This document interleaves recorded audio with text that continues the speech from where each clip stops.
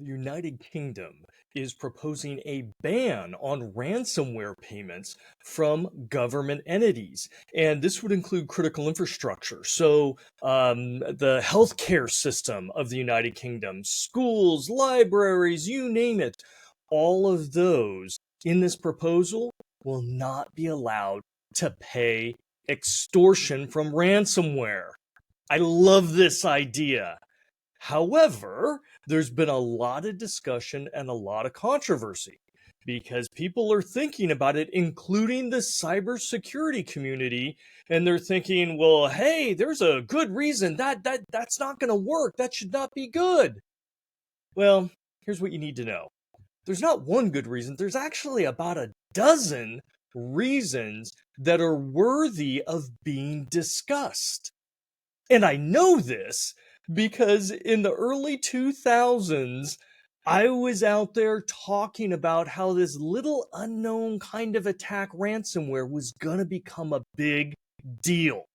This was my prediction, and it was going to eventually target critical infrastructure. At the time, I started working on a plan and figuring out, well, how do we really fix this? And not just for the big companies that can afford a lot of security, but for everyone, for the small and medium businesses, for the individuals, all those kinds of things. And starting to work on that, the solution was not technical. In fact, there are no technical solutions, regardless of the last decade and a half of tool providers and service providers coming out and saying, oh, we have the solution to ransomware. It's all marketing BS. They didn't. I told them at the time. I told everybody at the time, because it's not just a technical issue. If we actually look at the root problems, it's a much bigger issue. For example, let's consider this as part of a company, and we've got these cyber criminals here, and they're trying to do ransomware. Well, the simple fact is, the cyber criminals can target many different areas. Maybe it's malware, maybe it's social engineering, maybe it's exploitation of a vulnerability in a product or third-party vendor. They've got lots of targets. And so they can get in, and once they do, they can then start moving around, getting to where they want to get to. They can either bring down operations, they can hijack critical data, they can remove critical data or simply encrypt it in place. They can copy that data and, again, create extortion to say, if you don't pay us, we're going to release the data. But they've got all these avenues. So from a technical perspective, even if you stop some of these issues, some of these vulnerabilities, they're still behavioral. There's still process vulnerabilities that are in play. So the way you actually solve this problem for everybody is go after the cyber criminal themselves. Make attacking companies and critical infrastructure worthless to them. Make them unattractive. And this is really just a start, because the next level is to put those rules in place for all businesses.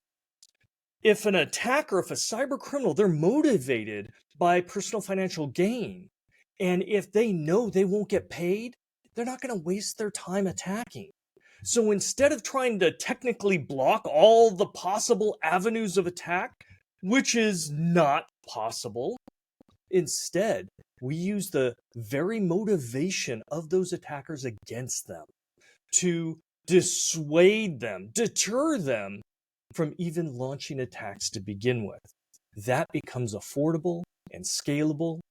And the process of doing this actually isn't that difficult. I create a whole series of videos that outlined an entire plan, how a country could do this over the course of a couple of years and actually get to the point where you undermine ransomware attacks against your economy, against your businesses, against your critical infrastructure. And everyone benefits. Well, everyone benefits except for the cyber criminals and except for the cybersecurity tools and solution providers, because they want to keep selling you products that don't exactly work so they can upgrade you and sell you new ones and so forth. This is one of those rare situations in cybersecurity where the final solution is not really technical. It's not a new upgrade of a tool.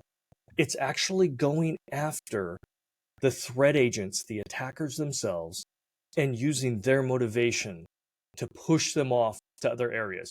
If you're interested in knowing what kind of plan could work, I'll put a link in the description. I've got tons of videos where I outline all this. I'm not selling products or services. This is how a country or globally, how we can really undermine ransomware at its core without spending infinite amounts of money, time, and effort on tools and services that don't work over time.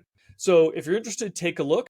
And I did a whole hour-long video talking about all of those really good concerns, breaking them down, and discussing how we can get past them. So take a look at that video. If you still think you have a concern why this wouldn't work, take a look at the video. If I don't answer your question, drop me a line and we'll jump on a bridge. We will record it live if you want. We'll make a podcast and we'll talk about the issue that you bring up and whether it really would impede this kind of solution that would benefit everybody.